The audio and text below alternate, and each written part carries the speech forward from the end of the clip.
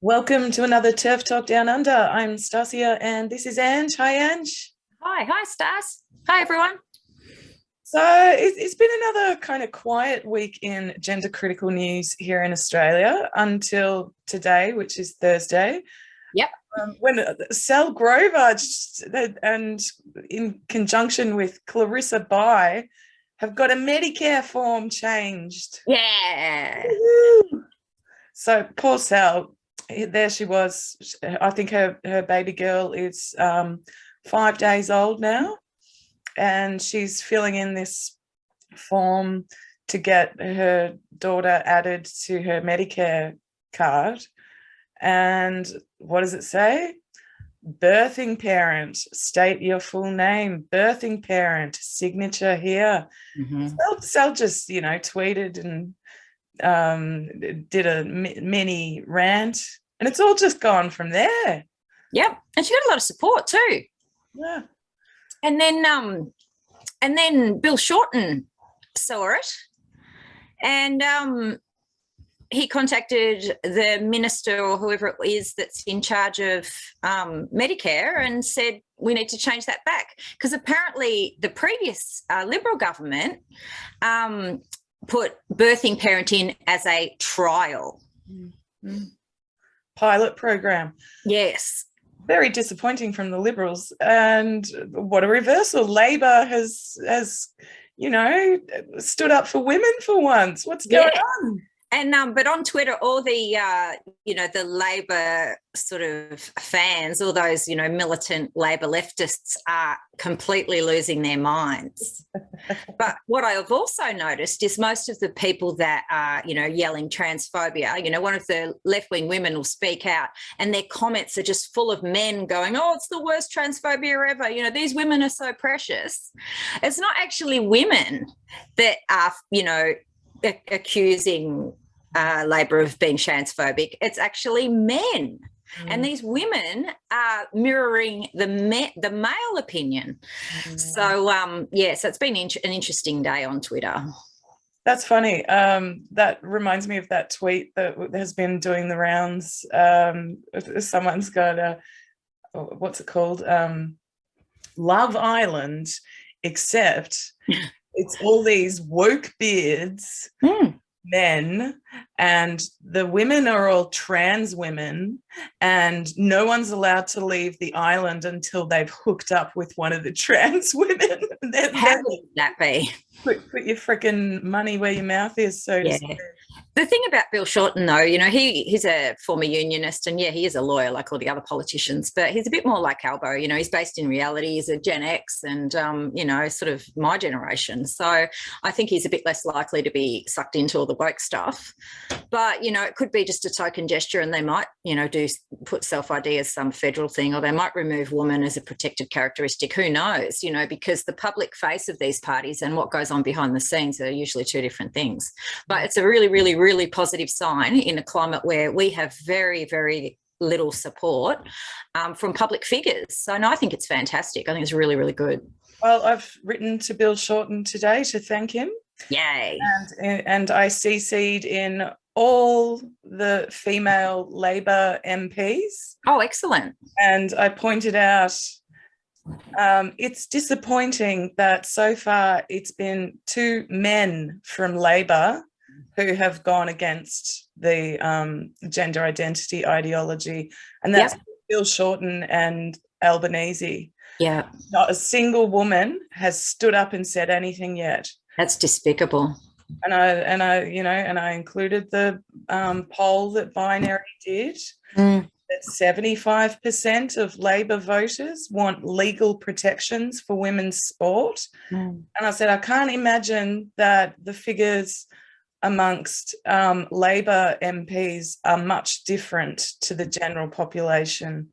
Well, all the public figures that speak out, as we've spoken about before, they're all the ones with luxury beliefs. These are all middle-class women, they're upper-class women who are speaking out saying, oh, trans women are women. But out here in the suburbs, where everyday people are, the majority of people want to keep language as it is. They want to use the word mother and, father and traditional stuff. Yep. So I think if Labor really wants to speak to, their base, then they're not going to change it to inclusive, which we know is exclusive language. Yep. And Clarissa Bai at the Daily Telegraph, she broke that story and it got printed in the Herald Sun as well. And she quoted you. Yeah. I forgot about that.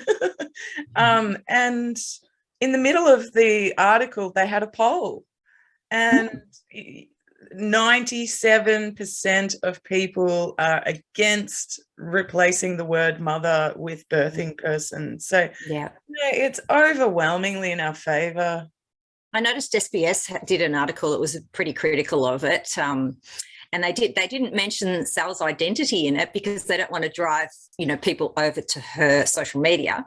But something I did notice was that the women who were commenting saying, "Oh, I don't mind," being called a birthing parent, none of them had children. A couple of them were pregnant, and none of them actually were mothers, but they were, adamant that being called a birthing parent is not offensive.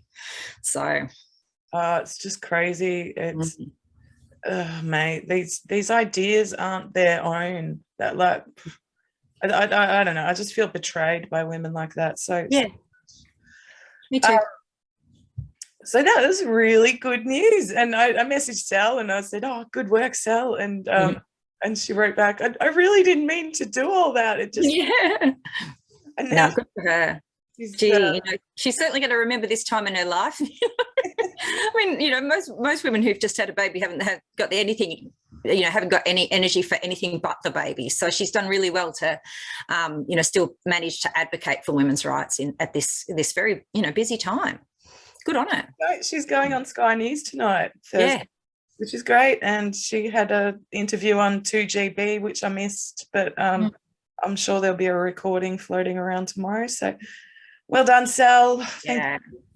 Yeah, and I want to make a shout out to one of our other prominent women.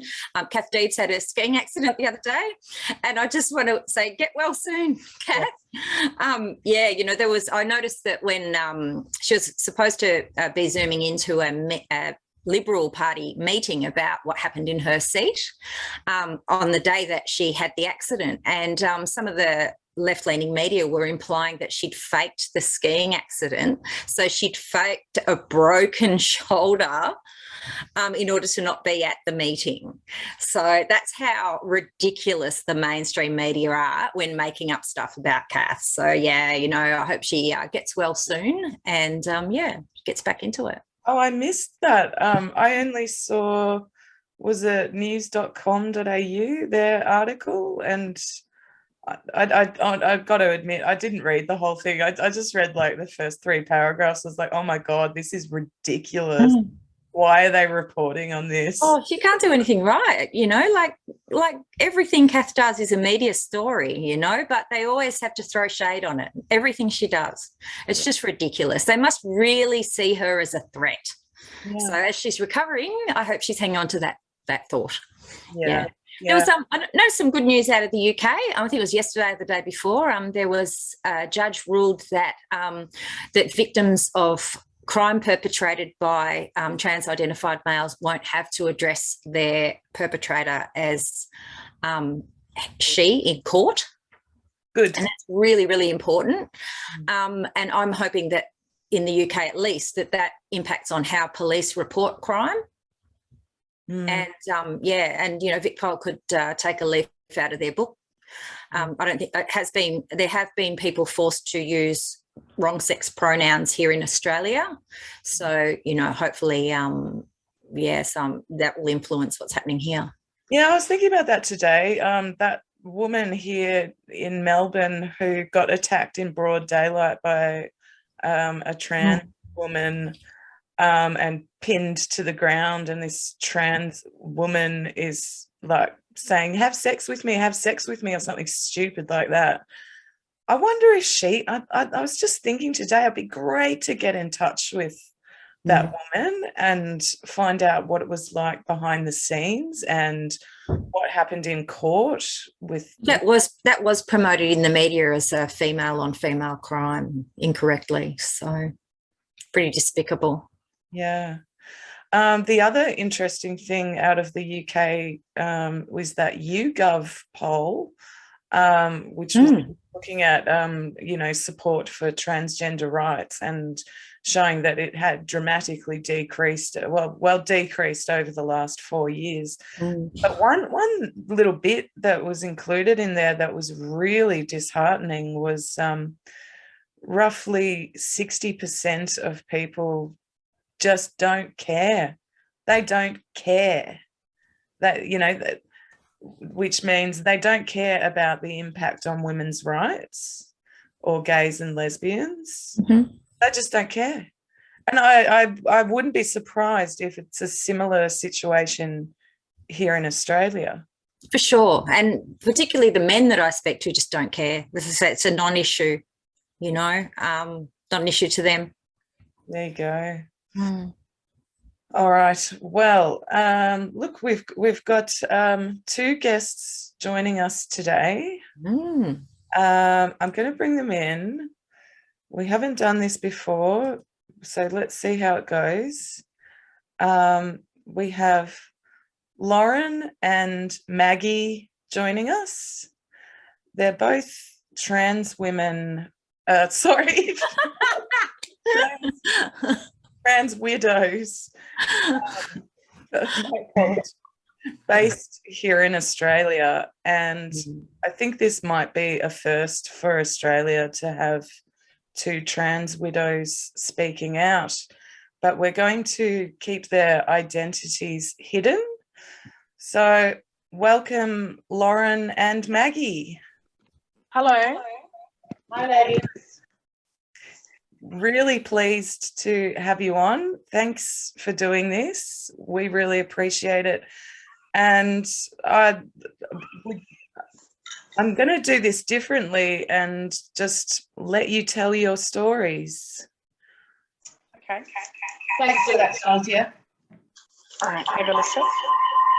Okay, we've got a really bad echoey feedback loop happening. Ooh. Hello? It should be fixed now. Great. Okay. Okay, cool. All right. I'll start. So this is Lauren, by the way. Yeah. Hello, Lauren. Hey. I will just start with some of the basics. First of all, any pronoun usage, and we do have to acknowledge this, we'll be using the pronouns of our former spouses before their transition. So we're looking at, we will be saying he, so because that's our experience, okay? Whatever they do after that is up to them. So I will then use they or them because even if you're doing academic work, you don't really use the first person anyways. So I'm happy to use third person pronouns there. So that's the pronoun side out of it. But pronouns is performative, so we don't really believe in it anyway. Now, just to give you a quick run through with my experience, I'm not going to go into a lot of detail. My experience was domestic violence, and back in the 90s and early 2000s, it wasn't really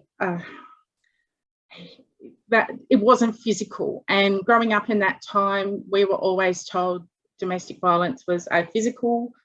Essentially, you're being beaten up, and yes, you get shouted at and stuff. My family experience on my mother's side and my father's side it has always involved physical violence. So for me, the framework of domestic violence has always been in the physical context. What I went through was physical, was not physical, it was emotional. There was a lot of psychological gaslighting happening. There was intimidation, physical intimidation, threats of suicide. There was financial abuse. There was coercion. And it took me a really long time, more than 15 years after I managed to exit the relationship, before I realised that what happened to me was abuse.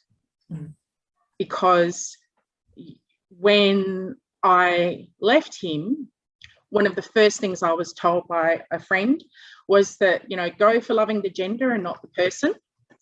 And my response was, you know, every gender can be assholes, because that's, you know, that's my experience. You know, assholes come in all sexes, either male or female. And if you want to go the gender, that's fine. So assholes exist as furries and everything else. So as far as I'm concerned, an asshole is an asshole. So that was just the way it was. I had other friends say that I deserved it. I had friends tell me that, well, he's gay. I'm scratching my head going, okay, when he was not gay in my experience. I didn't even become familiar with the term autogynephile until 2019. I had an emotional breakdown because I started remembering all of the stuff that had happened to me during the relationship, and I sought counselling. Now, I tried to seek counselling before then, but when I was speaking to counsellors, they were trying to use CBT, so cognitive behavioural therapy, where they reframe your negative thinking. And I object so strongly to CBT because it really feels like it's a professional form of gaslighting. It is. This is the situation you experienced. This is how it made me feel. Well, how can we address that so we can try and change it to something positive? And it's like, you can't change how I feel. It was my experience. So, and one place where I accessed counselling, I didn't realise that this person was actually professionally a gender affirmation psychologist in the city that we live in. I think he should have said something to me, because he creeped me out, so I stopped going to counselling, and then I only recommenced it as an emergency measure a couple of years later when I had my breakdown, and the way I went about it was differently. I went and rang up a health service that we have here, and I said I'd experienced rape. So sorry about that, people. I should have said trigger warnings, and domestic violence, and I needed to speak to a trauma therapist. And a couple of weeks later, I got screened, went through the process, and I met my current psychologist, and I can only say that I'm normal. I felt like for the longest time I was not normal. Sorry, we have a guard dog here. So what she did was essentially say that the abuse I experienced was valid. How I felt about it was valid. And my biggest fear, stupidly, was being thought of as a transphobe, because I don't have a problem with trans people. I acknowledge that there is a problem, but that's not my problem. It's their problem. So, and I have a fear of men in general now. I don't trust a lot of people. I don't trust my own ability to judge character anymore. So when Maggie and I met was through the Twitter Trans Widows account. So shout out to Trans Widow there. I started talking to her, and then went on to Mumsnet, and all of a sudden, where I thought I was alone and that my experience was I was an island, it turns out there were hundreds of women that have experienced abuse at the hands of trans identified men calling themselves women. The narcissism, the gaslighting, and Maggie reached out to me, and it took me months. It took me absolute months. I think it was about 18 months before I actually felt comfortable enough to reach out and say hi, like proper let's meet, because I'm suspicious of almost all new people that I meet.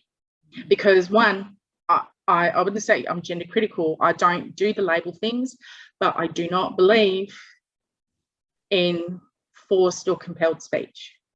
I don't. I cannot call someone a woman just because they think they're a woman. I'm sorry.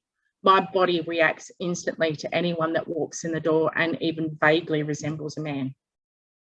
So I can't.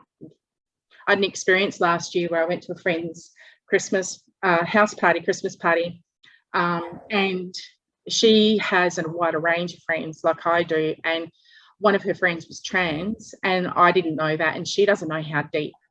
Like, it is fear, but it's not fear. I knew straight away, and it made me uncomfortable because I didn't know, like, if there was like a little flashing label above that said transphobe here. But I got through it. I have a couple of friends who are trans that I knew before transition, and weirdly enough, they've taught me that not all trans are the same. That they still, like, one of my friends stayed the same. There was no change other than identifying as a female. So I haven't been able to work through that. But that's my brief story. And the other thing I just want to mention before I hand over to Maggie is the terminology trans widow is really triggering to men who are trans, who've had partners or their allies, and they're like, well, it's not a widow because they haven't died. Well, Urban Dictionary will tell you, and Maggie looked this up for me, there are 14 other definitions of widow. Work widow, bike, computers, gaming, like, just when a woman is essentially left alone because of their partner's hobby, then that's how they see themselves as a widow. And we all know about the term golfing widow. Well, I'm a nerd, so computer widow was thrown around quite a lot. And yes, you get the football widows, like this, just, you know, so trans widow. I mean, women get told this person no longer exists. That's a dead name. That whatever happened prior to the transition no longer existed. So, okay, what else do you call it? It's not the same person. It's almost like the personality changes overnight. It's like a switch. And this is really specifically AGP men, because I do think that there is dysphoria, body dysphoria. I do believe that. I believe it should be met with therapy as opposed to, you know, surgery. I believe we're all gender non-conforming. Most women are. I haven't seen a dress. I've worn a dress maybe 3 times in the last 10 years. You know, I wear work boots and flannies, and my only thing is that I have long hair, and that's it. That's my only girly feature. You look very female to me. Oh, thank you. Okay, so that's me. I'll pass it across to Maggie, and then Maggie can, and then you guys can ask questions, obviously. So yeah, you go, Maggie. Thanks. Hi, ladies. I'm Maggie. And I think we've probably encountered each other a few times on Twitter. Like my friend Lauren, I have chosen to be anonymous. Mainly, not so much that I'm scared of my ex-husband, but I'm scared of the loonies that person is likely to set on me. That person has already tried that once on Facebook by writing derogatory things about me and putting my photo up and saying this is a link to her Facebook page and stating I was a marriage celebrant. So, you know, they don't care. And I feel endangered by that to such an extent that I stopped being a marriage celebrant, because according to the laws of Australia, I have to have my name and phone number and address listed on the Attorney General's website at all times if I wish to remain a marriage celebrant. I do not wish everybody to know that. The other side of that coin is it also got to the stage where marrying people made me actually really unhappy, because, you know, I would do the best job that I, you know, to my ability. They never knew my feelings, but I would come home and think, oh my God, I hope they never go through what I did. And one couple actually, because I used to give out a questionnaire, saying, you know, what's the funniest thing that, you know, your boyfriend's ever done, and vice versa, and lots of other questions. And one of the responses from one of the females was, oh, he came round to my house and asked, can I borrow a black bra? And she said, oh, yeah, okay. And it turned out he and his mates were doing a skit, a drag skit, at the wedding of a friend. And when I was talking to them at a rehearsal, this same person was wearing very tight-fitting clothes. And I thought, looking a bit feminine there. I'm a bit worried about this marriage. Anyway, so I stopped being a marriage celibate. I knew my partner, my husband, for 15 years. I think we knew each other for around 7 before we got married. And people always say, oh, didn't you know? Well, of course I didn't know. I'm not stupid. I wouldn't have married him. The only red flag that I can see looking back in hindsight would be he proposed too soon, very early in our relationship, and I chose to ignore it. I really thought, oh, he's pissed, he doesn't know what he's saying. Turns out he was mortified that I had behaved like that. Anyway, he did propose again and then again. We had an on and off relationship for quite a while. And as I say, it would have been about 7.5 years later that we did get married. We had a really happy marriage. He was the love of my life. I love this guy with every fibre of my being. I put up with a lot of crap from him too, because I was actually the computer widow a lot of the time. And I tolerated it. Of course I did. This is the guy I loved. I would have done anything for him. You know, Meatloaf is the one that, you know, I admire that bloke so much. You know, he took the words right out of my mouth when, you know, what did he say? I would do anything for love, but I won't do that. Yeah. Well, I wouldn't do that. And because I wouldn't do that, I'm now seen as a bigot, a transphobe, when all I am is a woman who would have done anything to have kept my husband happy, to have remained in love with him. Instead of that, he waited, like most of them do. They wait until something pretty traumatic happens in your life. Quite often it's about you. For many women, I believe, it's when they get pregnant or have a baby. Oh, they can't handle it because suddenly their limelight is not on them. In my case, it was a life-threatening injury to my brain or disease, whatever you like to call it. But it was all about him, not me, him. He's the one who saved my life. So he says, because he suggested I had a scan. And I would admit without the scan, I would probably be dead because they gave me 2 weeks to live after I had the scan. Anyway, every time I had procedures done 3 times, and on the 3rd time, that was it. It was too much. And one day I asked him for probably the, 5th or 6th time, why do we have a storage shed? Now, why can't we put whatever you've got in there here and save some money? And his response was always to, tell me lies, like, it's things for the 4-wheel drive or whatever. This particular night, he went away into his office and he came back out and he said, well, if you really want to know, I'll tell you what's in the storage shed, and proceeded to tell me that the storage shed was filled with female clothes, female lingerie, and the list went on. And I really thought he was joking. This is a blokey bloke we're talking about. Mm-hmm. Anyway, it became apparent, that he wasn't joking. And I made the mistake, the biggest mistake of my life. I thought, okay, I really love this guy. I'm going to see whether, if I help him, it will be okay.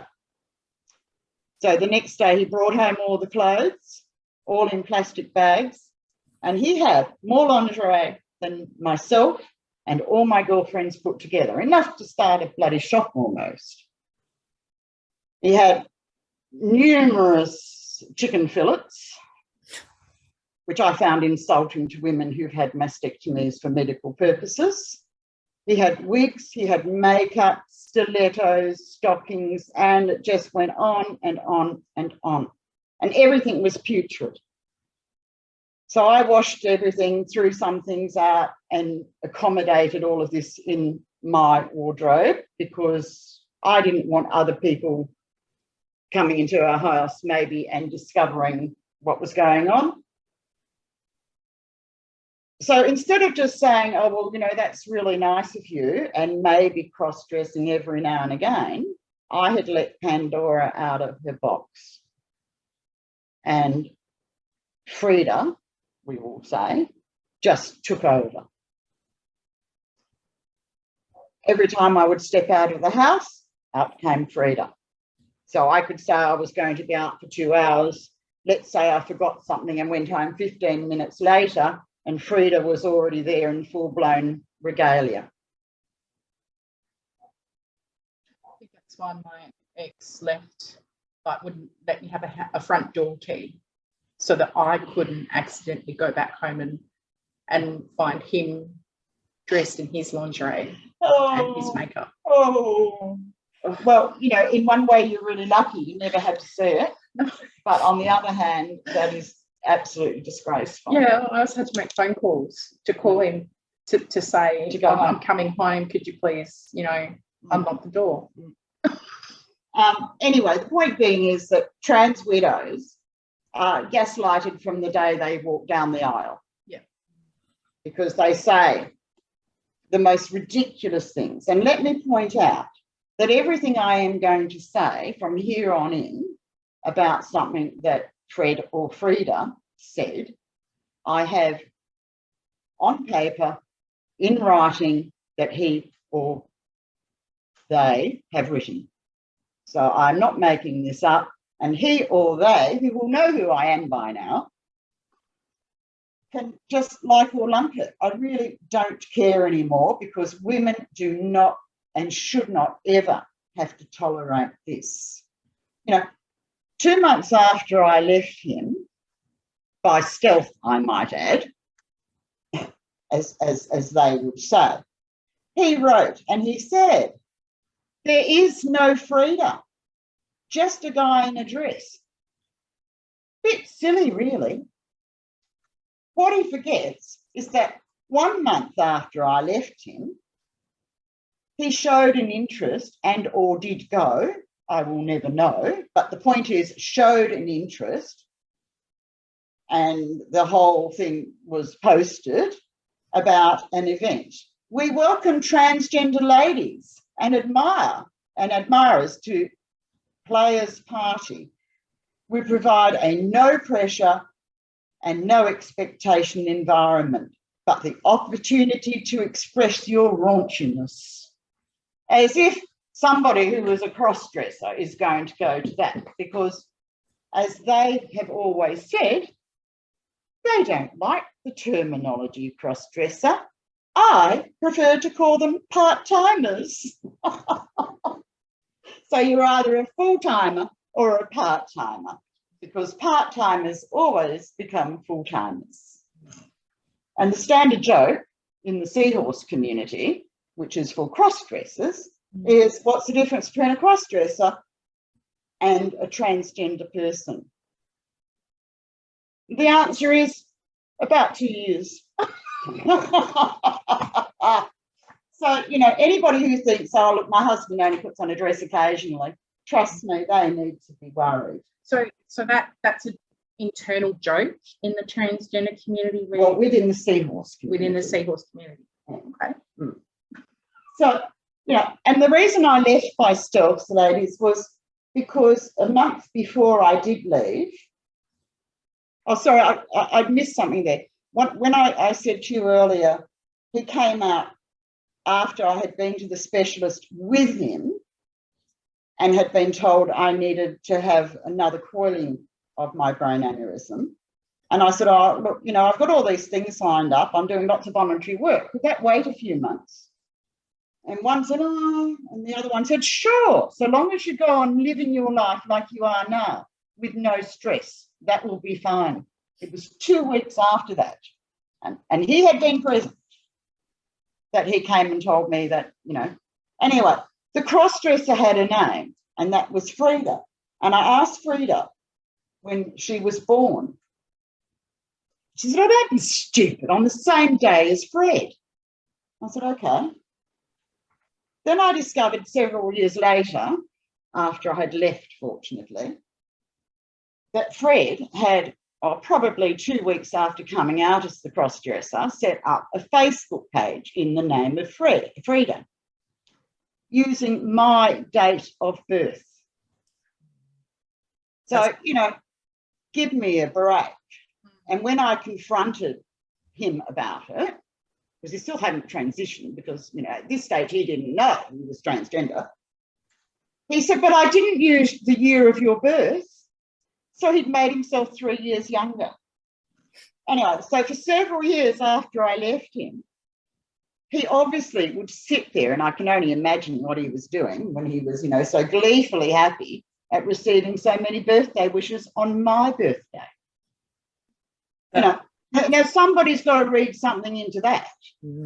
That's really creepy, and it reminds me of I'm pretty sure that there was an AGP who changed his name to his ex-wife's name. Oh, yeah, it's like a stalker. yeah, They do tend to acquire the characteristics of the women that they're with. yeah. Well, quite often they don't want to be like you. They want to be you.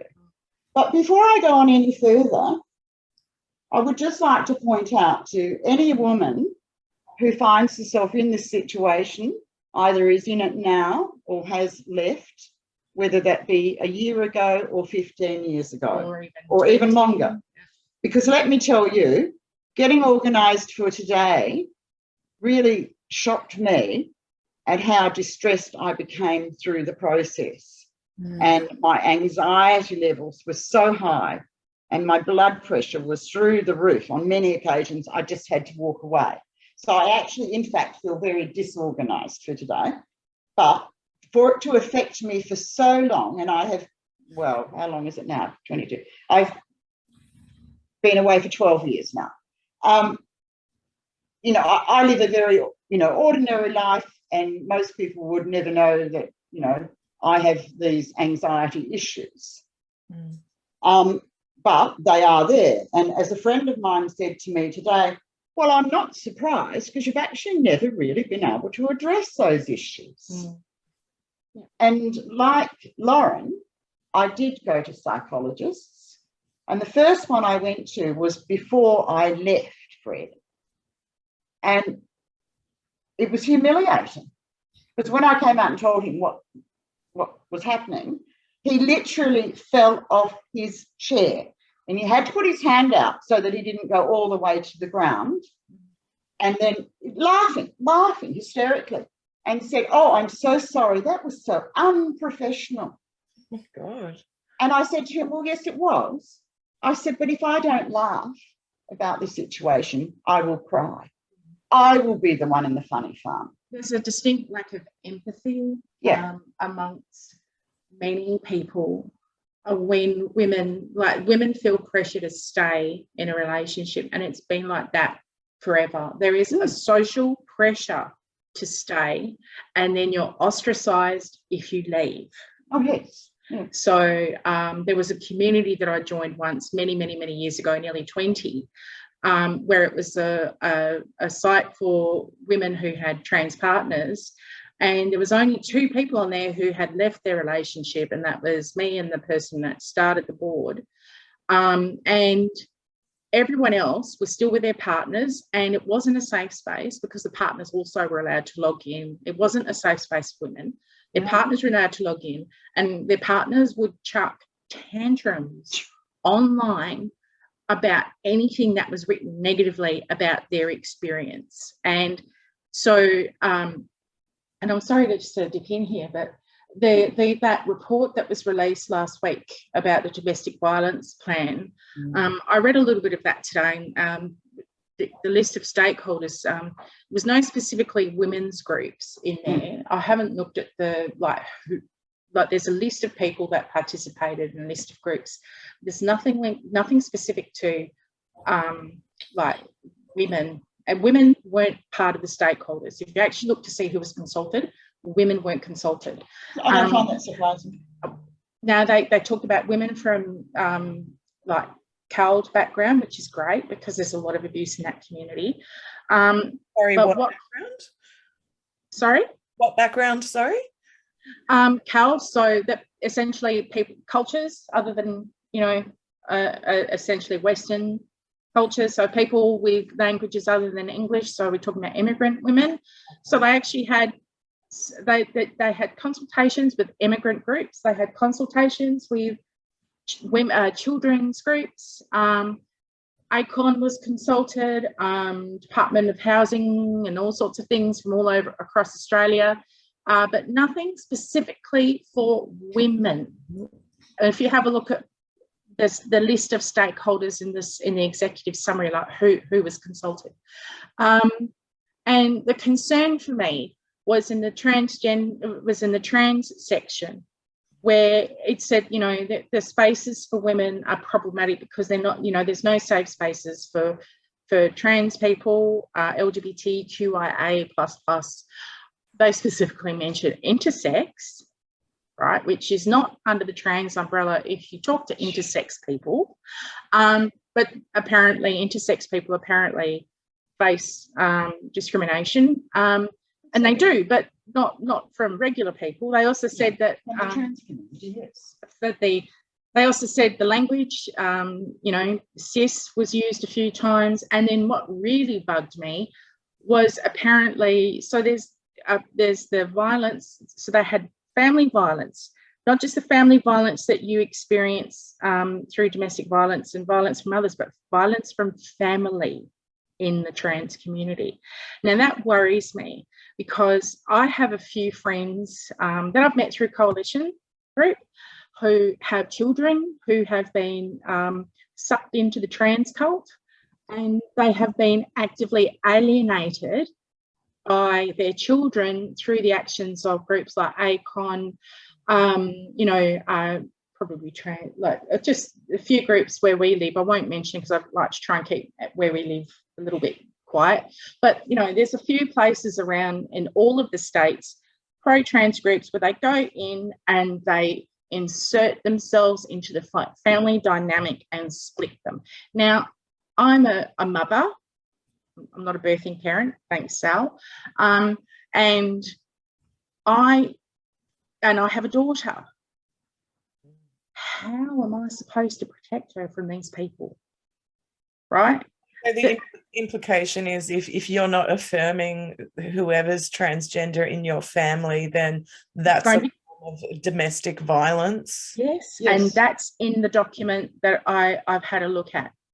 And that's extremely concerning, and every parent around Australia should be concerned, given the amount of kids that have been taken away from parents' care. Mm-hmm. Every single parent should be worried about this. It's just gobsmacking that no women's groups were involved. No, I mean, there's a list of people in groups. I haven't looked at the backgrounds of them. I'm, my girls are home for school holidays, so I have literally spent every day for the last 3 weeks out. So, but I did have some time to be able to have a look at it. Document. There's a list of stakeholders in one of the appendices, and then a list of names of witnesses. So for all I don't know if there were any rad femmes or gender critical feminists or specifically women's interest groups there representing regular women. I expect and should expect that there were representatives of migrant women because they face a whole level of discrimination that that English speakers just don't face. But women are still marginalised, and when you've got women like me, technically I guess we'd fall under the LGBTQIA banner because of what we've been through. There's nothing for us. No. But We're the ones that have been subjected to domestic violence, physical, sexual, mental, emotional, financial. Yeah, But there's nothing for us. well, that's true. And on that note, I wanted to mention, Lauren is quite right. We all do need support. We need support from our friends too. You'd be surprised how many friends think they're being kind. Well, because they're being kind, because they have to be kind, say things like, in my instance, oh, poor Fred. Oh, I feel so sorry for Fred. Oh, how's he going to cope without you? Not, how are you coping? Yeah. How are you? How you feeling? And one upset me so much, and this is back in the days when there was no such thing as same-sex marriage, for which I voted for, I might add. And I was back where I used to live and staying at a supposed friend's house who had no doubt told other people behind my back the situation, and they were not my friends, right? So they were her friends. And of the person I was staying with, I mean. And I said, I'm going to go and see Susie today, who was a former neighbour that lived a few doors down from where I lived with Fred. And this woman said, in front of everybody, I suppose you're going to go and see your wife. Ha, ha, ha, ha. Yeah. And everybody just thought that was hysterical. It was the most hurtful experience.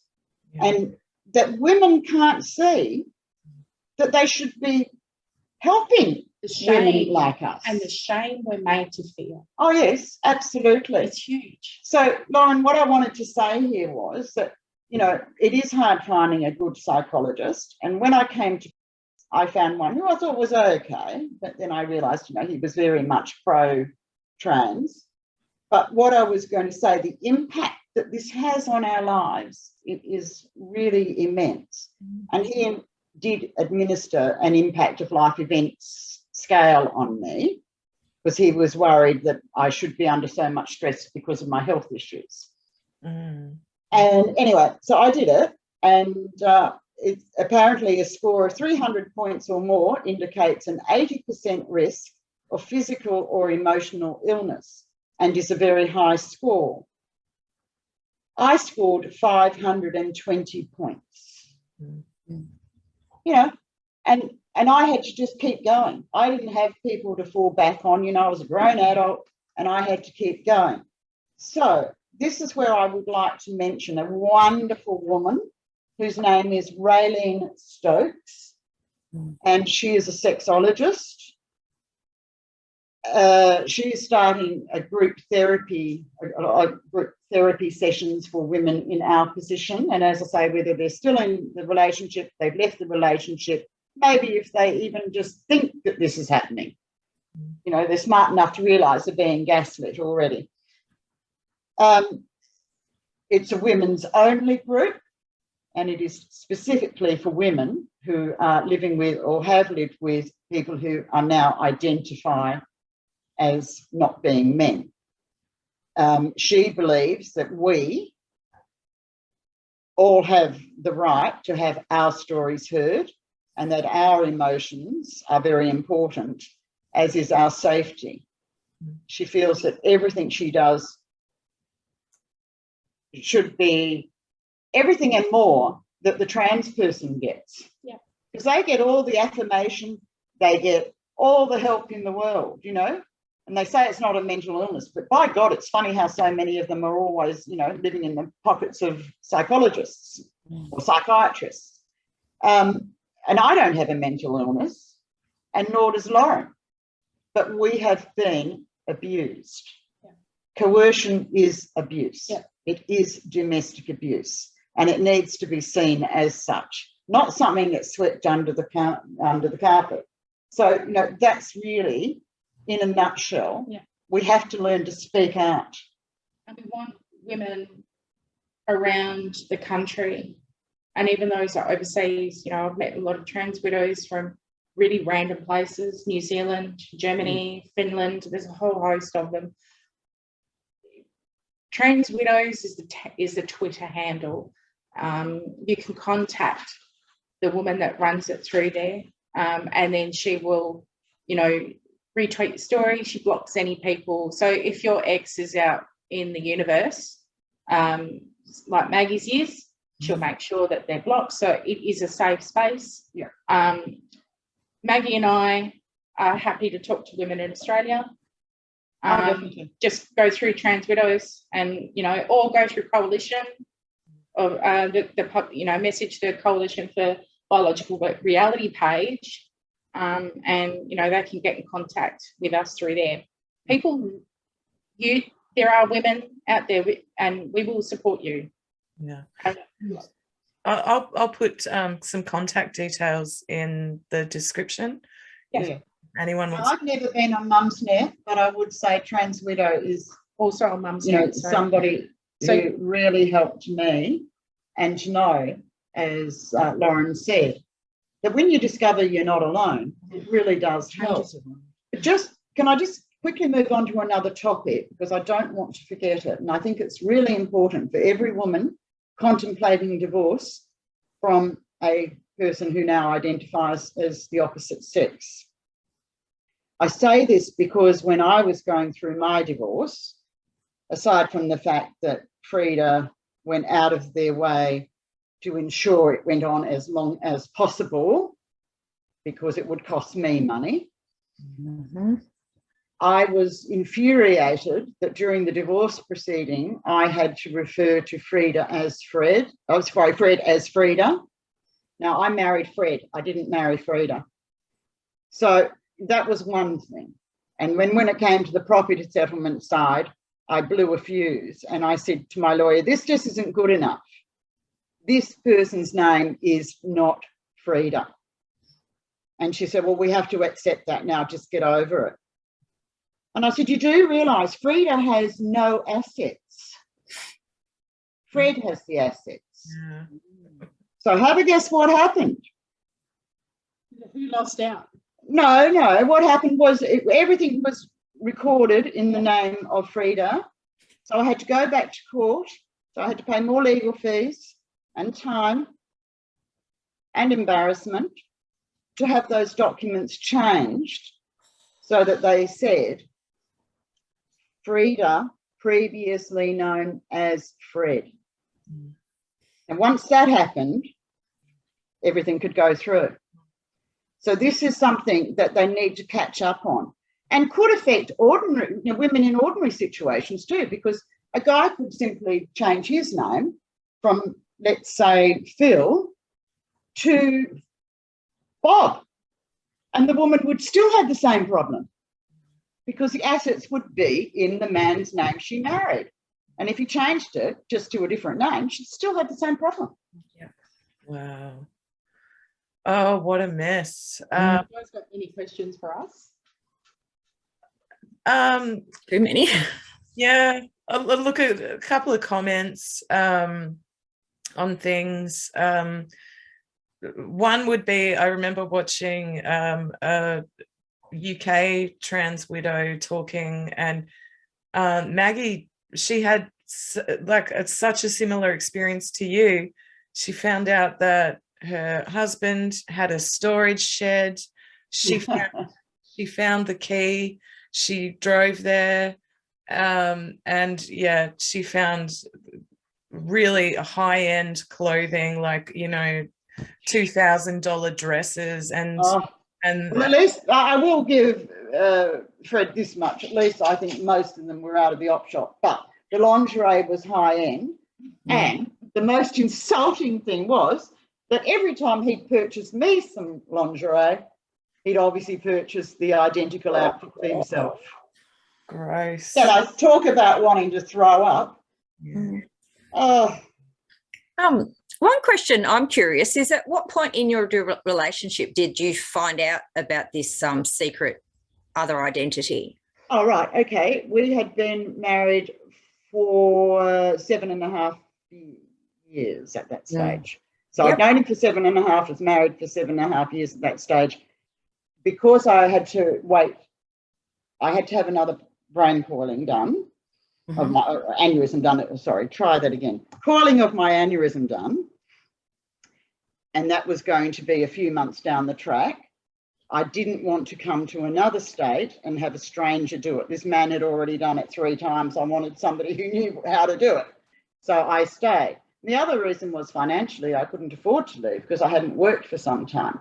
So I had to do something about that. And of course, you know, that person says I stole his money, when in fact all I did was take my bank account, and I will quite happily admit that his employer had put into my bank account because he had told them to.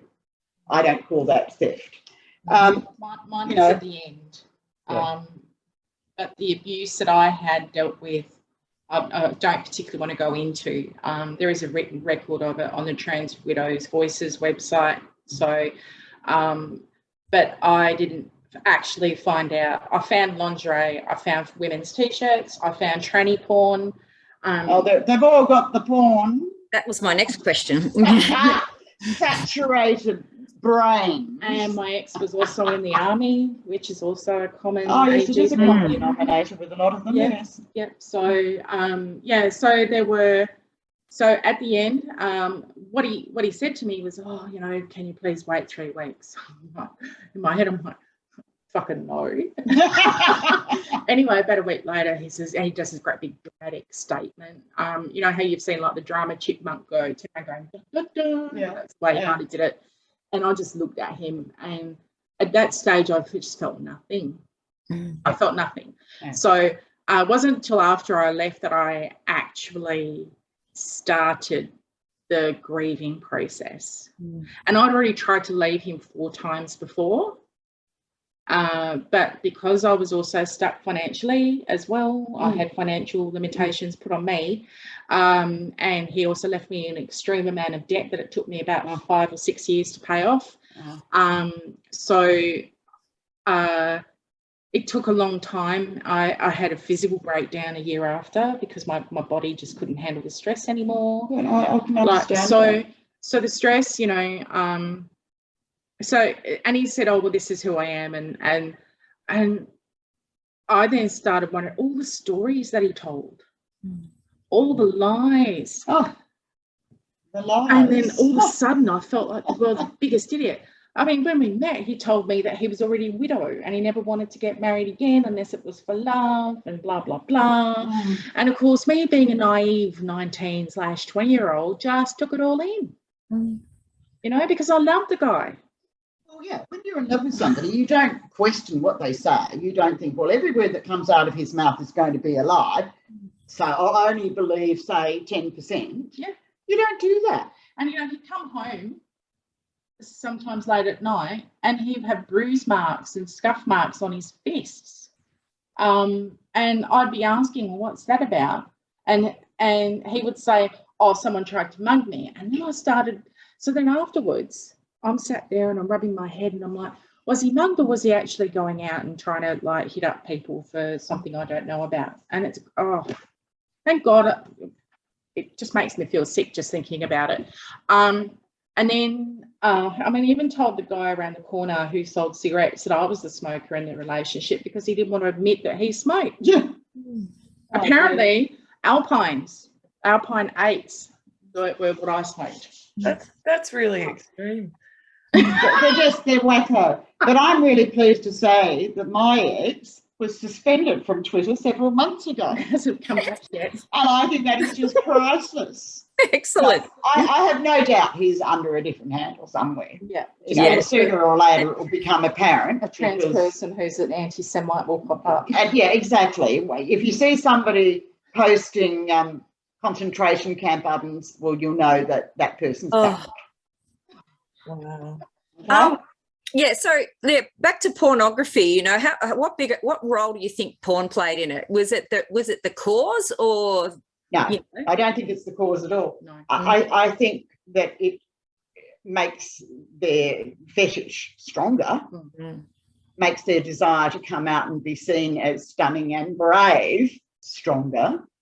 It's I don't think it's the validating. cause. I think it's also a form of pornography is a form of validation. Oh, yes, of course. Because other people are doing it. Yeah. I wonder what he thought about Silence of the Lambs with Buffalo Bill. I don't know. But the validation is another thing that really gets me.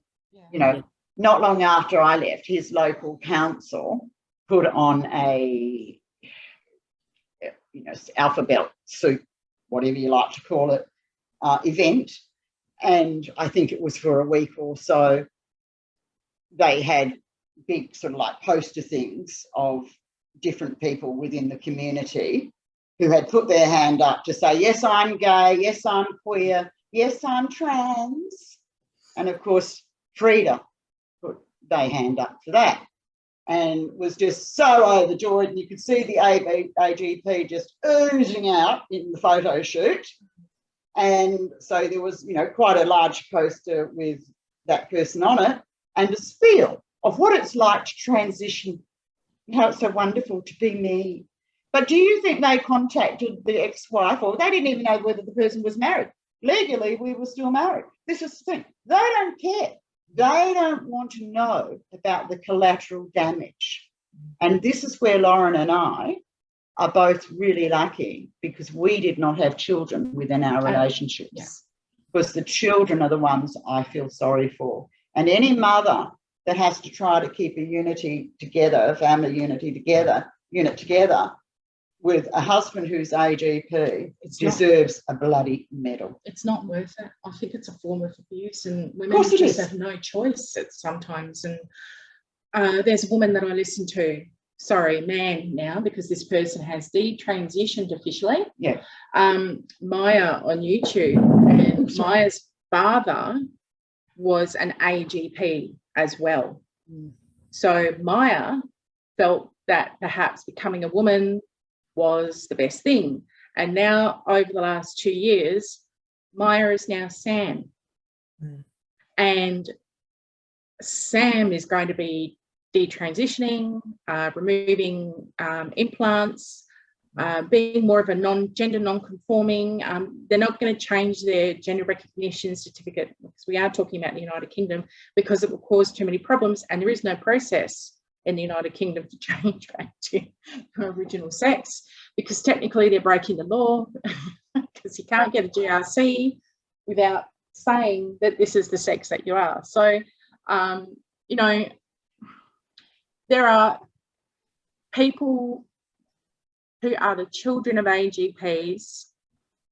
So also look up children of transitioners, or because there are children that are being harmed, and Sam is essentially a second generation AGP, and Sam is the same age as me. Even one of the Kardashian, she described, I think she had like a hidden teddy bear camera in her room or something. Yeah, so I think that was either might have been Kendall. Like, I have never. So you've got the mum, who I think is Kris Jenner. There's an episode where they were talking about how she felt about the way that Bruce, aka Caitlin, had come out, and how shocked she was. And Caitlin's sitting there going, oh, you already knew. And she sat there on the other side, but in her interview going, no, I didn't. And some of the stuff she said was literally word for word some of the stuff that I was thinking about. And she was gaslit.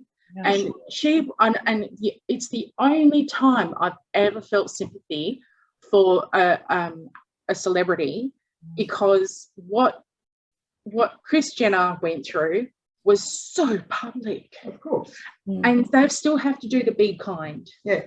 Right? Can I just interject here for a second, because you've reminded me of something which I think is rather interesting. When Caitlin came out, that was a time I was getting divorced, and this is why I'm convinced that the family court was so, pro my ex, because we can't upset anybody who thinks they're a woman, let alone the woman herself. Now, when Caitlin first came out, it was very similar time that, what's her name, Kate McGregor came out here in Australia. Oh. And Fred was singing the praises of both these wonderful trans women, because look at the publicity. This is so good for us. Validation. Yeah. And, you know, I just find that hysterical, because now that same person hates Kate McGregor and hates Caitlin, what's her name? Caitlin. Yeah, Caitlin Jenner. And as does most of the trans community, because both of them don't believe that women should have to play sport with transgender men, women, or whatever. Both of them actually think kids should be able to grow up. And they're both rich. You know, I mean, you can't have somebody who's got money and they hate them. There's also what is known as lateral violence within the transgender community, and it's big. Oh, that's interesting. How does that work? Well, how it works is that, as Frida would say, some people like to call themselves true trans, and true trans usually are transsexuals who have had the GRS, which I might add Frida has had, and they just go and live their life. They don't carry on with all the bullshit. They just go and live their life. Now, if I was going to transition, that's what I would do. But Frida and her cohort, or they cohort, thinks that's living in stealth, that is disgusting, because you're not leading the way, you're being dishonest. And the transitioners are true scum. So true scum's also terminology there. And so there's a hierarchy that, you know, if you're pre-op, you're not as good as somebody who's post-op, and it goes on and on. Now, what amazes me about this is that when even the trans community can't agree with each other, why is it that the governments choose to only listen to the wackos? Yeah. You know, the TRAs, exactly. They don't listen to what supposedly is the true transsexual. What it boils down to for me is a male sexual fetish, now a protected characteristic under anti-discrimination law.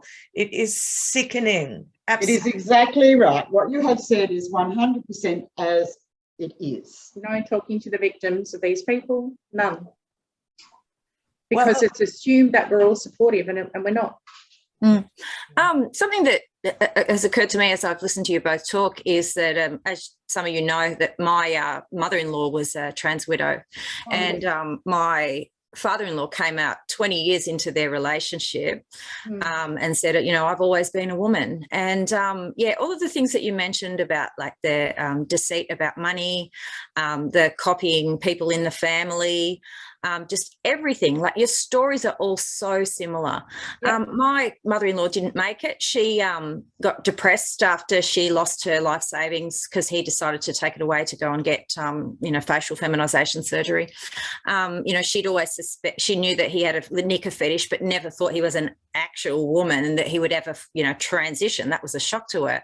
But she didn't make it. She ended off drinking too much sort of 18 months after he took off, and ended off getting sepsis and dying. And she had nobody to talk to. Like, there was no community back then. So when I saw trans widows pop up a few years ago, well, I got right behind them, because I thought if she'd had that, and my family, my daughter has not seen her grandfather since all this happened. Her father has now got mental health issues, so we don't see him either, because of the flow-on effect of this one person. Yeah, the damage is generational. And all of the rotten things that he did in order to appease his fetish and just crapped on everyone around. And then now that society is celebrating these lunatics, that additional shame. So not only have you been gaslit on a personal level, which is difficult, because when you tell people about it, they go, oh, look, I didn't see that, But to have that, then society go and tell you that you're wrong as well, and that person is actually not just someone who may have gaslit you, but that person is actually stunning and brave, and you're being offensive to them to even accuse them of that. That is a whole other level of trauma. Yeah, well, Fred's always gone on to me, well, how could you leave me? Because, I was only a cross-dresser, I didn't know. I wasn't diagnosed until 18 months after you left me. Ugh. We are talking about a super intelligent being here. Mhm. He really, really was that. For some reason, Frida seems to think it's, you know, cool to be dippy. But he knew. He always knew. Mm. And he's also written many times that he'd known since he was 6, wanted to cut his penis off when he was 7. You know, but, you know, there's no law that says you have to go and marry. No. My ex tried to groom me into thinking I was a lesbian. So so that's something else they do, is they do groom you. But they've got something in common there. Yeah, and I'm clearly no. And then the other thing that my ex offered after I said I'm done, my ex said to me, "Oh, well, we can open the relationship, and you can have a lover." And Oh, so generous. and I said, "Who do you think I am?" Because that's just not me. I mean, I have friends that are in poly relationships, and that's great, but it's not me. I don't have a secure attachment style. It's taken me years to feel less anxiety about being married, let alone, you know, being in a, you know, I could never imagine. It was just gross. And I just looked at him. I'm like, I don't know what kind of person you think I am, but no.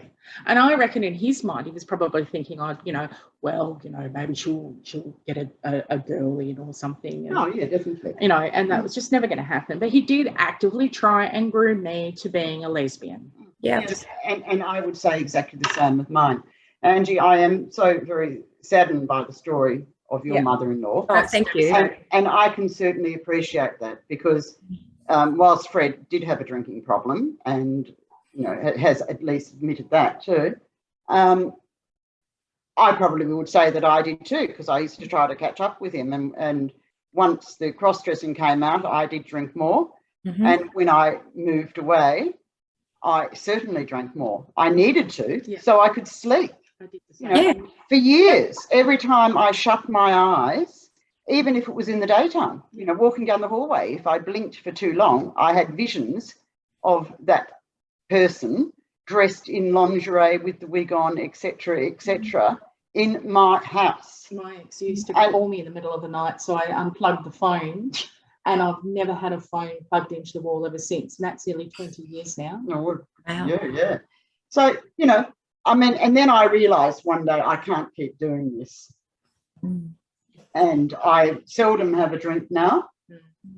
And, you know, sometimes, well, I will admit, I'm going to be honest, we are having a little drink now because we were both so nervous. But thank you so much. And I had a drink earlier this week, but I didn't have a drink for 3 weeks before that. So I don't rely on alcohol anymore. Thank you so much for coming on and sharing all of this. I really appreciate how, like as you were saying, Maggie, how stressful it's been in the lead up to just coming on to talk about this. Oh, I think Lauren's been very stressed too. Yeah, for both of you.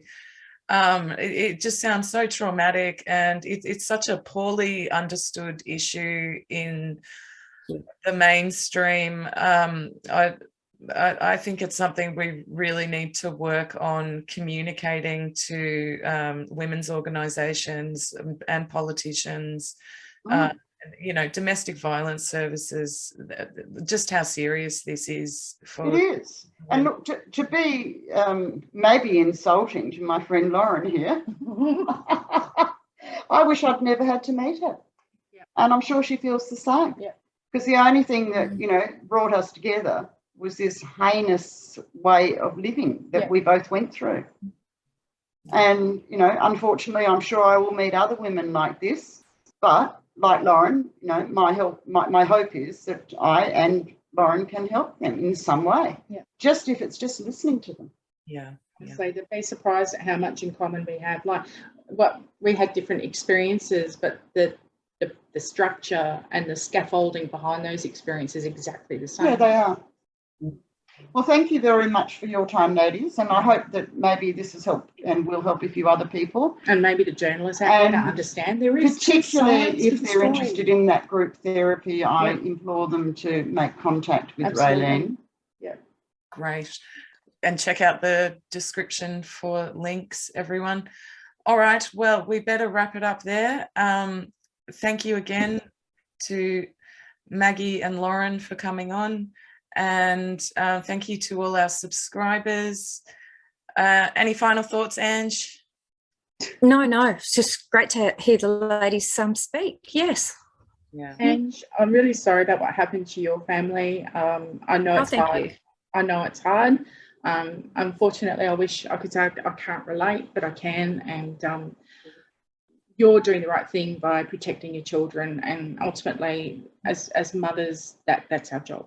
Yes, I'd like to thank both of you as well. Yeah. And Thank you. Good night, ladies. Thanks for putting up with me. No, it's been a pleasure. Anytime. We might have to do it again. We'll see. That's a Oh, lot. I've got plenty of stories. All right. Thank you to all our subscribers. Please like, share, subscribe if you haven't already, and we'll see you again next week. Bye. Bye.